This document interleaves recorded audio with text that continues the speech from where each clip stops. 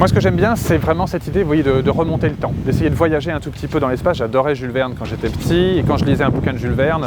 tant que le bouquin n'était pas fini, je mangeais pas, je buvais pas, je me mettais vraiment dans les mêmes conditions que eux.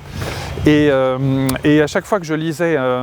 des récits de l'Antiquité, Pline l'Ancien par exemple,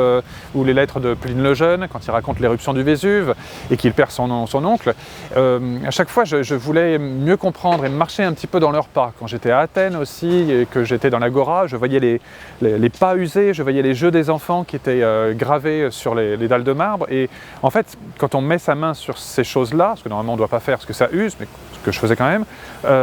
et ben voilà, une partie de notre corps voyage à l'époque de Périclès, ou à l'époque de Pline, ou à l'époque d'autres personnages historiques. Et bien par les squelettes, par la médecine, par l'anthropologie, l'archéologie, j'ai vraiment ce moyen-là, personnel, mais aussi pour vous, j'espère, de voyager ou de faire voyager un peu par